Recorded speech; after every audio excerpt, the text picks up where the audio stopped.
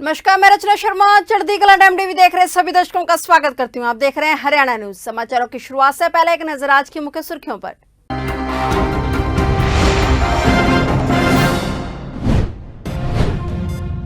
हरियाणा सरकार का power utility के कर्मचारियों को दिवाली का तोहफा। चारों पावर यूटिलिटी के कर्मचारियों के लिए सीएम मनोहर लाल ने किया बोनस का ऐलान।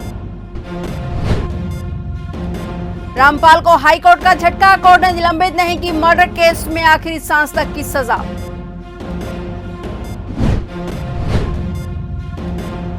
हरियाणा में 106 रुपए 97 पैसे प्रति लीटर हुआ पेट्रोल का भाव। पेट्रोल की कीमतों में फिर आया उछाल।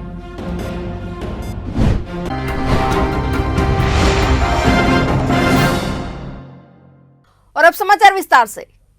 हरियाणा के मुख्यमंत्री मनोहर लाल ने चारों पावर यूटिलिटी के कर्मचारियों को दिवाली बोनस देने का ऐलान किया है। दिवाली बोनस में मुख्यमंत्री ने 1500 रुपए बोनस देने की घोषणा की है। इसके साथ ही उन्होंने अनुबंधित कर्मचारियों को भी बोनस देने की घोषणा की है। बता दें कि चारों पावर यूटिलिटी में Haryana power generation corporation, Haryana विद्युत प्रसारण निगम, उत्तर हरियाणा बिजली वितरण निगम और दक्षिण हरियाणा बिजली वितरण निगम के कर्मचारी शामिल हैं। मुख्यमंत्री मनोहर लाल ने राष्ट्रीय स्वास्थ्य मिशन हरियाणा के अनुबंध कर्मचारियों को दीपावली के त्योहार पर 7वें वेतन आयोग का तोहफा दिया है। मुख्यमंत्री ने इस संबंध में इनके लिए 7वें वेतन आयोग को लागू करने की सैद्धांतिक मंजूरी दे दी है। मुख्यमंत्री ने एनएचएम के अनुबंध कर्मचारियों द्वारा विशेष रूप से कोरोना महामारी के दौरान किए गए अथक प्रयासों की सराहना करते हुए इन सभी कर्मचारियों को 7वें वेतन आयोग का लाभ देने की स्वीकृति प्रदान की है।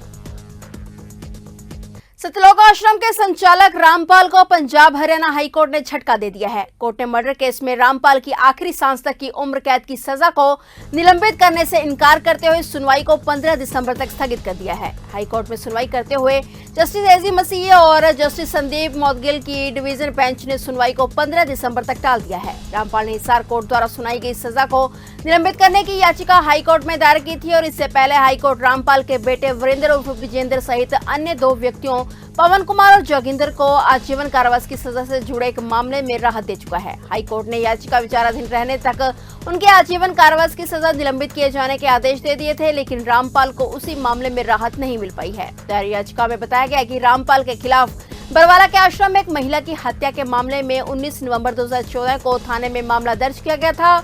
इस मामले में हिसार के एडिशनल सेशन जज ने 11 अक्टूबर 2018 को दोषी करार देते हुए उन्हें आजीवन कारावास की सजा सुना दी थी। सजा के खिलाफ रामपाल ने हाईकोर्ट में अपील दायर की थी, जो अभी तक विचाराधीन है। रामपाल ने हाईकोर्ट में याचिका दायर करके उनकी अपील को लंबित रहते सजा को निलंबित किए जाने की मांग की थी। रामपाल की तरफ से कहा गया था कि वह करीब 4 साल से जेल में है और सजा के खिलाफ उनकी अपील अभी विचाराधीन है। ऐसे में उन्हें फिलहाल राहत दी जाए, लेकिन हाईकोर्ट ने रामपाल को राहत देने से मना कर दिया है। हरियाणा में तेल की कीमतें लगातार बढ़ती ही जा रही हैं। पेट्रोल की कीमतों में फिर से उछाल आया है। हरियाणा में आज 3 नवंबर को पेट्रोल का दाम 106 रुपए 97 पैसे प्रति लीटर हो गया है, जबकि डीजल का दाम 98 रुपए 63 पैसे प्रति लीटर पर पहुंच गया है। लगातार बढ़ रही तेल की कीमतों से लोग परेशान हैं। वाहन चालकों के अनुसार लगातार कीमतें बढ़ने से उनकी जेब पर गहरा असर पड़ रहा है। हरियाणा पुलिस में कांस्टेबल भर्ती के लिए ली गई परीक्षा में हरियाणा कर्मचारी चयन आयोग की बड़ी लापरवाही सामने आई है। पानीपत के रहने वाले प्रमोद कुमार को आयोग द्वारा यमुनानगर परीक्षा केंद्र दिया गया। आयोग द्वारा जारी किए गए एडमिट कार्ड में युवक को यमुनानगर स्थित डीएवी गर्ल्स कॉलेज में परीक्षा केंद्र अलॉट किया गया। युवक परीक्षा केंद्र पहुंचा, ऑनलाइन अटेंडेंस हुई और आंसर शीट भी मिली, लेकिन उसके बाद परीक्षा केंद्र के सुपरवाइजर द्वारा युवक को यह कहते हुए बाहर निकाल दिया गया कि उसके द्वारा प्रक्रिया का पालन सही तरीके से नहीं किया गया। यानी एडमिट कार्ड जारी होने के बाद भी आयोग को प्रोसेसर फॉलो नहीं होने की बात की याद आई है और इसके बाद युवक को तुरंत कोर्ट का दरवाजा खटखटाना पड़ा और कड़ी मुशक्कत के बाद प्रमोद को करनाल में परीक्षा देने का मौका मिला, लेकिन युवक का कहना है कि इन सब की वजह से उसे मानसिक तनाव से गुजरना पड़ा। इसी के साथ एडमिट कार्ड पर यमुनानगर सेंटर होने के चलते बाद में अलॉट किए गए करनाल के परीक्षा केंद्र में प्रवेश के दौरान उसके काफी समय खराब हुआ और इस वजह से पेपर सॉल्व करने के लिए मिलने वाले 90 मिनट में से उसे केवल 1 घंटा ही मिल पाया। बता दें कि हरियाणा पुलिस में पुरुष कांस्टेबल के 5500 पदों के लिए अगस्त में भर्ती परीक्षा आयोजित करवाई गई थी, लेकिन नकल के चलते परीक्षा को रद्द किया गया था। अभी 31 अक्टूबर से 2 नवंबर तक यह परीक्षा प्रदेश के 10 जिलों में आयोजित करवाई गई थी। पेपर ठीक था, पेपर का कोई इशू नहीं था। कल मेरा एग्जाम सेंटर था यमुनानगर में। कल मुझे पेपर में एंट्री मिली, वहाँ पे एंट्री होने के बाद मुझे वहाँ पे अटेंडेंस हुई, सब हुआ, लेकिन उसके बाद वहाँ पे सुपरिटेंडेंट का जो सिस्टम था वहाँ पे बिल्कुल लाचार था। उसका कुछ अपना पर्सनल वो था उसका वहाँ पे, उसने मुझको एग्जामिनेशन निकाल दिया सब कुछ होने के बाद, पेपर मिलने के बाद। तो जब मैंने कल उसको रिपीटिशन दायर करी तो मुझे कल मैंने जब कोर्ट में गया, मैं वहीं से सीधा, मेरा रिलेटिव था, तो उसके बाद उन्होंने मुझको यहाँ का सेंटर रोशन अच्छा, किया। आपका जो एग्जाम सेंटर है वो DAV girls college 57 model colony Yamuna Nagar का है, लेकिन आपने बताया कि आपको एंट्री भी मिली, सब कुछ मिली, हुआ, सब कुछ उसके हुआ, बाद उसके आपको बाद मुझको पेपर नहीं देने दिया गया बाहर निकाल कि दिया। क्या कारण बताया गया आपको? उसने बताया कि आपने सही से सब प्रोसीजर फॉलो नहीं किया, इसमें क्या प्रोसीजर फॉलो मैंने नहीं किया। उसके बाद वहाँ से एग्जाम से निकाल दिया, फिर उसके बाद रिपीटिशन के बाद मेरे पास दोबारा कॉल आई, तब मुझे यहाँ पे दोबारा रोशन उसके किया बाद गया। आपने बोला कि आप जो है पिटीशन आपने दाखिल किया, कोर्ट गए कल के कल। उसके बाद फिर मुझको यहाँ का सेंटर हो दिया गया। यहाँ पे भी उसको दिक्कत हुई होगी इतना क्योंकि प्रॉब्लम हुआ, यहाँ यमुना नगर पे का लिखा हुआ है, सेंटर आपका नहीं था, entry इतना के लिए। टाइम खराब हुआ मुझको। 1:30 में से 1 आवर 30 मिनट में से कुल 1 आवर मिला अटेम्प्ट करने का। अब इसमें कौन दोषी है इसमें? एक तरफ जहां सब लोग त्योहारों का आनंद ले रहे हैं, त्योहार खुशी और उल्लास से मना रहे हैं, वहीं दूसरी तरफ बीती रात अंबाला शहर में कपड़े की दुकान में भयानक आग लगी और वहां पर हड़कंप मच गया। आग लगने से सारा सामान जलकर राख हो गया। दुकानदार से बातचीत करने पर पता लगा कि यह आग शॉर्ट सर्किट की वजह से लगी है। दुकानदार ने बताया कि बीती रात 12:30 बजे के आसपास उन्हें पता लगा कि उनकी दुकान में आग लगी है। हालांकि इसमें किसी भी व्यक्ति के किसी प्रकार के नुकसान की कोई खबर नहीं है, लेकिन दुकान का सारा सामान जलकर राख हो गया। ये मेरे ख्याल है जी 12:15 और 1 बजे के बीच की है जी घटना। 12, 12:30, 1 बजे के बीच में घटना है ये। उसी टाइम फिर हम हड़बड़ाहट में नीचे आए जी, तो देखा कि धुआं निकल रहा था दुकान के शटर में से। फटाफट शटर खोला तो शटर के अंदर मैं एक बार गया हूँ, 2 कुर्सियाँ पड़ी थी, दोनों कुर्सियाँ यहाँ पे रखी थी जी। वो देखो कुर्सी पड़ी है, वो सारी दोनों कुर्सियाँ सड़ गई, जिसके ऊपर गद्दियाँ पड़ी थी होम की, दोनों सड़ गई। और मैं थोड़ा सा अंदर गया और मेरे ऊपर भी गिरा थोड़ा सा, यहाँ पे दिखाया मैंने आपको। मैं थोड़ा सा आगे इस करके नहीं गया, मैं कहा जब थोड़ा सा और आगे जाऊँगा तो शायद मेरे ऊपर ही ना सारा कुछ गिर जाए, तो इसलिए मैं अब अंदर ज़्यादा गया नहीं। और ये आग इतने में फ़ोन लोगों ने फ़ोन किया जी, हमने भी किया फ़ोन, लेकिन लोगों ने फ़ोन किया, आधे पौने घंटे में वो आ गए और उन्होंने आग बुझाई। हाँ जी, 3 गाड़ियाँ आई जी, और 3 बजे तक उन्होंने नुकसान हो गया होगा जी, क्या अंदाज़ा लगाएं जी। तो यूनिफॉर्म का तो आपको पता है, एक पैंट 200-250 रुपये की पैंट है। अब यूनिफॉर्म का माल विंटर का बनाएंगे, करेंगे, बेचेंगे, तो आज हौजरी का कोटी भी कितनी महंगी है, होगा 10-15 लाख रुपए का तो नुकसान हो गया जी। आदमी इतने सारी उम्र में नहीं कमाता जितना एक मिनट में नुकसान होगा जी। सारी रात में नुकसान होगा जी, इतना सारी उम्र में भरपाई नहीं हो पाएगी। पंचकुला के औद्योगिक क्षेत्र फेज 2 में फर्नीचर फैक्ट्री में भीषण आग लग गई। इस हादसे में एक महिला सहित 2 लोगों की मौत हो गई, वहीं एक घायल आईसीयू में भर्ती कराया गया है। घायल का इलाज पंचकुला के सेक्टर 6 नागरिक अस्पताल में किया जा रहा है। आग लगने की सूचना पाकर मौके पर दमकल विभाग की 10 से ज्यादा गाड़ियां पहुंची और आग बुझाने के प्रयास में जुटी। मौके पर पंचकुला पुलिस के आला अधिकारी भी पहुंचे। औद्योगिक क्षेत्र फेज 2 प्लॉट नंबर 286 में वेस्टवुड नाम की फर्नीचर फैक्ट्री में ये भीषण आग लगी। आग लगने के कारणों का अभी तक पता नहीं चल पाया है, लेकिन इस हादसे में फर्नीचर फैक्ट्री का पूरा सामान जलकर राख हो गया है। मृतक युवक का नाम अवधेश और उम्र 21 साल है, जबकि मृतका का नाम सोनम है। लगी है फैक्ट्री में, क्या सूचना मिली है? देखिए, जो अभी प्रारंभिक सूचना हमें ये मिली थी कि plot number 286 industrial area phase 2 Panchkula में एक फैक्ट्री है और किसी दुर्घटनावश यहाँ आग लगी है। इससे ज़्यादा डिटेल्स अभी हम जो है इसमें छानबीन करेंगे। अभी तो कैजुअलिटी भी हुई, तो 3 लोग अंदर फंसे हुए निकाले गए हैं। इस प्रकार की हमारे पास कोई पुख्ता सूचना भी नहीं है जान माल के नुकसान की। सर, आग लगने के कारणों कुछ पता चला? कुछ नहीं, अभी तो आग बुझाई जा रही है, इसके बाद कारणों बारे छानबीन होगी। एक चीज़ सर मिसिंग दिखाई पड़ी यहाँ पे, जिस तरीके से मॉक ड्रिल हुई थी अभी कुछ दिन पहले, मगर मॉक ड्रिल की जो कमी थी वो नज़र आई यहाँ पे कि जो पुलिसकर्मी थे, बिजली विभाग था, स्वास्थ्य विभाग था, वो कमी पूरी तरीके से नज़र आ रही थी। नहीं, देखिए, कमियां दुरुस्त करने के लिए ही मॉक ड्रिल की जाती है और कोई कमी है तो उसको भी हम दुरुस्त करेंगे। बाकी अभी फायर फाइटिंग चल रही है और उम्मीद है कि इस पर काबू जल्दी पा लिया तो जाएगा। अंदर कुछ लोग और भी फंसे हुए हैं सर, ऐसी सूचना आ रही है? अभी हमारे पास ऐसी कोई पुख्ता सूचना नहीं है। हाँ भैया, क्या नाम है आपका? मेरा नाम है कृष्णा। आप उस समय मौजूद थे जब ये हादसा हुआ? हाँ जी। तो क्या हुआ था भैया? फैक्ट्री में अचानक आग लगी। अच्छा, किस तरह लगी, कुछ पता लगा किस वजह से लगी? अभी तो ये पता नहीं चला जी। अच्छा, तो फिर एकदम से अफरा तफरी में क्या हुआ जो आपने देखा?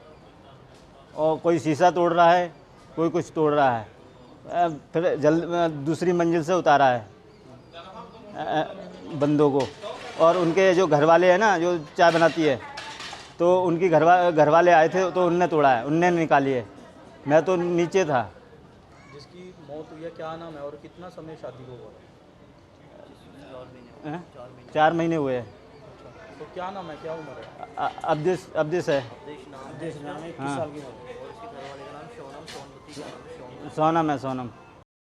अगस्त माह में रद्द हुई हरियाणा पुलिस में पुरुष कांस्टेबल की भर्ती परीक्षा 31 अक्टूबर से 2 नवंबर के बीच फिर से आयोजित करवाई गई थी। जनरल ड्यूटी के 5500 पदों के लिए यह परीक्षा लगातार 3 दिन 2 शिफ्टों में आयोजित करवाई गई। कल शाम 3 से 4:30 बजे की अंतिम शिफ्ट में बड़ी संख्या में पहुंचे युवाओं ने पेपर दिया। करनाल के एक परीक्षा केंद्र से पेपर देकर बाहर निकले युवा आयोग पर भड़कते नजर आए। युवाओं ने बताया कि इस परीक्षा में हरियाणा से जुड़े सामान्य ज्ञान से केवल 1 या 2 ही सवाल पूछे गए। दूर दराज से परीक्षा देने आए परीक्षार्थियों ने कहा है कि HSSC को पेपर की सेटिंग नहीं करनी आती है। युवाओं का कहना है कि हरियाणा कर्मचारी चयन आयोग द्वारा परीक्षाओं को लेकर एक फिक्स्ड पैटर्न नहीं बनाया गया है और इस वजह से उन्हें तैयारी करने में मुश्किलें होती हैं।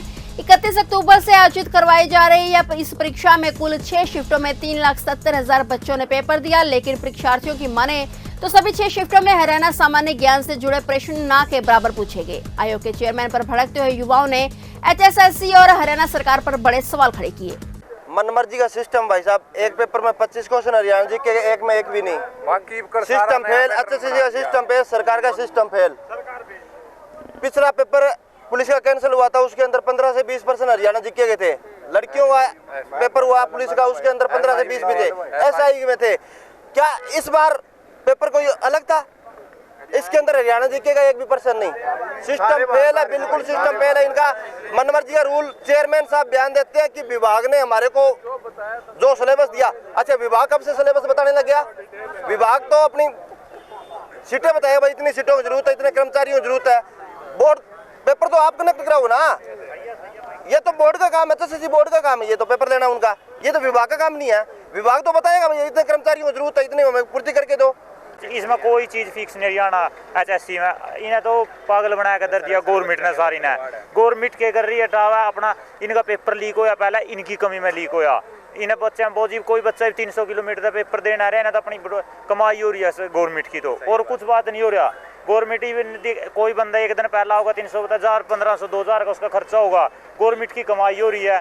पिछले साल कोरोना के साए में बीती दिवाली को लेकर इस बार लोगों में काफी उत्साह है। दिवाली को लेकर बाजार भी दुल्हनों की तरह सजकर तैयार हो गए हैं। लोग बड़ी संख्या में खरीदारी करने के लिए बाजारों में पहुंच रहे हैं। बाजारों में लौटी रौनक से दुकानदारों को भी व्यापार अच्छे चलने की उम्मीद है, लेकिन इस बीच सालों से मिट्टी के बर्तन और दिए बनाने वाले कुम्हारों को अभी भी अच्छे दिनों का इंतजार है। आसमान छू रही महंगाई के चलते मिट्टी के बर्तन बनाने वालों के व्यापार पर भी काफी असर पड़ रहा है। कैथल के बाजारों में भी दिए बेचने वाले कुम्हार ग्राहक आने की उम्मीद लगाए बैठे हैं। परिवार के साथ मिलकर लंबे समय से मिट्टी के बर्तन बनाने वाले रामनाथ प्रजापति ने बताया कि लगातार बढ़ रही महंगाई में सरसों के तेल के दाम भी 3 गुने बढ़ गए हैं। इस वजह से लोग सरसों के तेल की दिए जलाने की बजाय मोमबत्ती या इलेक्ट्रिकल लाइटों का बेहतर विकल्प के रूप में अपना रहे हैं।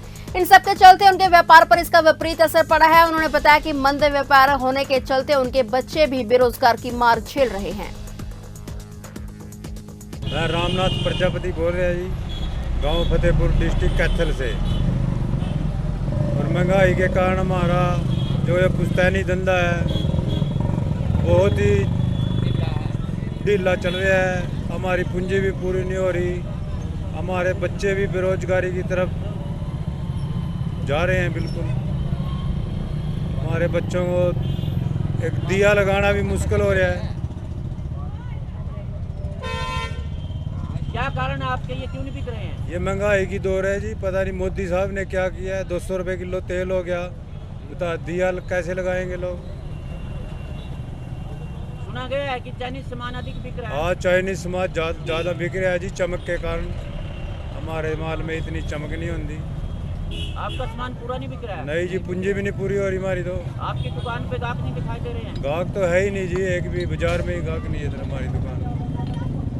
आज क्लैत विधानसभा के गांव कोलेखा में शहीद सूबेदार गोपीराम की जयंती मनाई गई। 3 नवंबर 1997 को किसान आंदोलन में बारी सेंट्रल पुलिस की गोली से शहीद गोपीराम की मौत हो गई थी। शहीद सूबेदार गोपीराम की जयंती में प्रदेश किसान नेता रवि आजाद, सतपाल नीलोवली गुरनाम सहारण जिला किसान नेता मोहिंदर सिंह की अगुवाई में जयंती मनाई गई। समस्त जिला किसान नेताओं ने सबसे पहले पुष्पांजलि अर्पित की और परमात्मा से अरदास की कि उनकी देश की प्रति सेवा व किसानों के आंदोलन में अपनी जो कुर्बानी दी है उसे हमेशा याद रखा जाएगा। यही है कि आज किसान शहीद गोपीराम जी का शहादत दिवस है और फतेह सिंह फतवा जी की आज पुण्यतिथि है और सब ने यहाँ एकत्रित होकर के सभी हमारे बुजुर्गों ने, किसानों ने, नौजवान साथियों ने, तमाम संगठनों ने, खापों के पदाधिकारियों ने उनको अपने श्रद्धा सुमन अर्पित किए हैं और उनको श्रद्धा सुमन अर्पित करते हुए जो देश में ऐतिहासिक आंदोलन चल रहा है उसको गांव-गांव में और ज़्यादा मजबूती देने के लिए और जो बॉर्डर हैं हमारे, जो इस आंदोलन के मुख्य केंद्र हैं, उन पे संख्या बढ़ाने के लिए भी चर्चा की है और सब में बहुत जोश है, सब में जज्बा है और सब एक ही बात कह रहे हैं कि हम पूरी ताकत के साथ जो आंदोलन के अब 12 महीने पूरे होने वाले हैं, पूरी ताकत के साथ आंदोलन को मजबूती देंगे, गांव-गांव में जाएंगे, सबको जगाएंगे, बॉर्डरों पे जाएंगे, वहाँ राशन भेजेंगे, अपनी संख्या बढ़ाएंगे और निरंतर इस आंदोलन को जब तक हम जीत नहीं जाते तब तक हम लड़ते रहेंगे। और आज इनकी श्रद्धांजलि सभा में यही एक संकल्प है जिसके माध्यम से हम इनको सच्ची श्रद्धांजलि अर्पित करवा करके किसान, गरीब, मजदूर के कल्याण के लिए इस आंदोलन को आगे बढ़ा सकते हैं। फिलहाल हरियाणा न्यूज में इतना ही। तब तक के लिए देखते रहिए चढ़ती कला टाइम टीवी और मुझे दीजिए इजाजत। धन्यवाद।